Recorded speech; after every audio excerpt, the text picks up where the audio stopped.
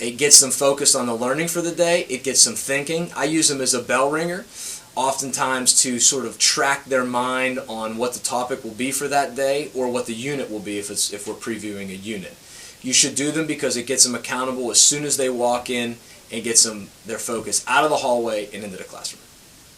When I look at type 1, I look at ways to help kids connect with whatever's going on in the classroom.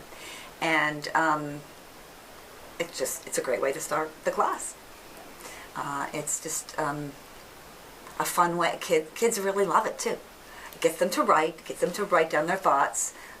Any example, or excuse me, any opportunity of writing is important. The more they write, the less they're going to hate it. Benefits, number one benefit is the kids are writing and writing a lot without the pressure of, am I doing the right thing? Is this the right way to do it? They're literally taking the thoughts from their head and getting it on a piece of paper, which is sometimes a very difficult thing if a student is thinking of other requirements for them. They kind of maybe miss that. So whatever you're asking them, they're writing it on paper. It can be a great way to start a class. If you are having a certain direction you want the discussion to go, you can start class with a type 1, ask a question, and then they can share with a partner, they can share with the class if they're comfortable, and it just gets the entire class focused and moving in potentially the direction you want them to go for the rest of the class period.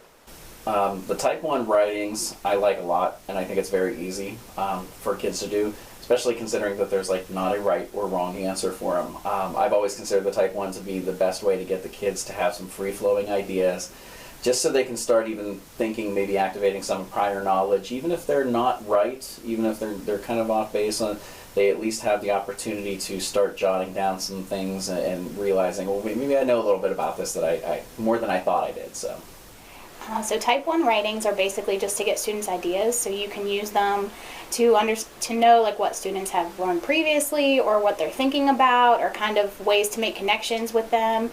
Sometimes when I use them, my students say things that I would have never thought to correlate to the lesson, but they come up with their own ideas. And really, we already do them, you just don't necessarily do them to the type 1 format, so you don't really have to add that much time in order to make them in your classroom happen.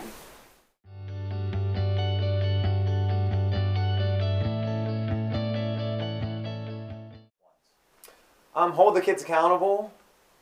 Give them a specific line count. That is one of the few requirements. You say, I'm in 4 or more lines, or write me 3 lines, and hold them to that. Make it a 0, or I make it 4 points. They either get the 4 points or they don't. So if a kid can't muster up the energy to write 4 lines, then don't say, oh, okay, well maybe next. No, just 0. It's fine.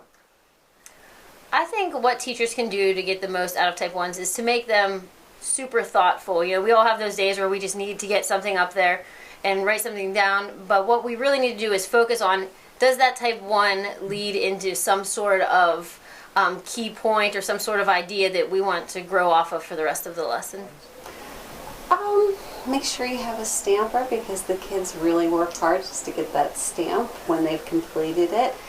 Another pointer, sometimes it's tempting to go around and just stamp and not fully read through what they have, but I do like to fully read through what they have. And if you spend a few moments at each desk and actually make a comment back to them on what they wrote, they find that they find their answer or their response validated, and it actually pulls them in even further with the interest in the topic that you're going to be teaching them about. Also, don't be afraid to have multiple type 1 exercises throughout the class period.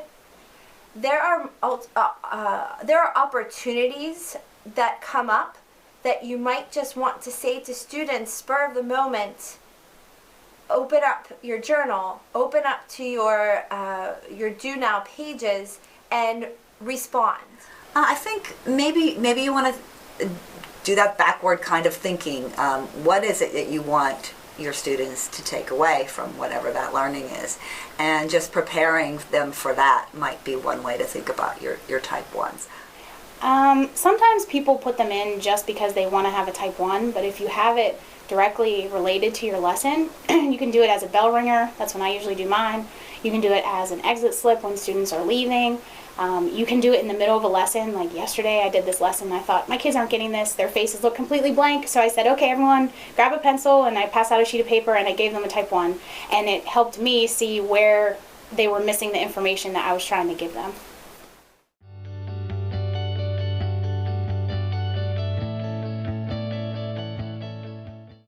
You have to keep them focused to the task at hand. They just can't be some random thing, and you have to walk around to check to make sure that the kids are doing them. If they're not being held accountable, they'll just blow through them and won't give you the right number of lines or won't give you any quality work. You don't want to make them too short or too long. You really want them to fit what you're giving them. Sometimes what I've found doing them is sometimes I'll say 5 lines, and then it's really hard for students to do 5 lines. Like even I would have a hard time coming up with 5 lines about a particular question. And sometimes you give 4 lines and it's not enough. You want more information, so you really have to think about it. And sometimes it's just trial and error, figuring out exactly how many lines you want the students to write. And you also have to tell them not to space their words out, because some kids get really sly and they'll write really big to fill up 6 lines. So, sometimes you watch for that too. Well, I'll flip that a little bit. Type 1s should have a line minimum.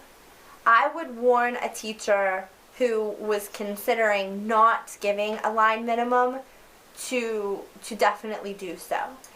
That said, the line minimum can be changed, altered, and it's flexible from student to student. A learning support child, even though it says, and they're reading a 5-line minimum on the board, doesn't mean that they can't get a nonverbal cue where they are to write 3. That creates consistency and trust in the classroom. Change it up. What I started out with type 1s was your classic 5 lines. And it started off great, like the year started off great, 5 lines. But eventually it either got really easy, or the quote-unquote lazy students, they looked at it as, whatever, it's just 5 lines. What's wrong with 3? What's wrong with 2? So you change it up. So sometimes I'll do 2 lines, sometimes I'll even do 10 lines. I'll mess around and do like 6.5. You just try to switch it up on them, so it's a different goal to aim for. The thing I struggle with is keeping track of the grading of type 1s. You can give multiple ones per class period, and that works great to guide the kids in directions, but the logistics of record keeping is tough. People have given me suggestions. They say, well, just do this, or that. But for me personally, to remember to write the score down, I've actually gone to type 1 paper, just small strips of paper. The kids will grab them as they come in or as needed, and they'll write it there and physically turn it in, because then I have a record. I used to go around and stamp and try to write the score in my grade book immediately, and that was tough for me.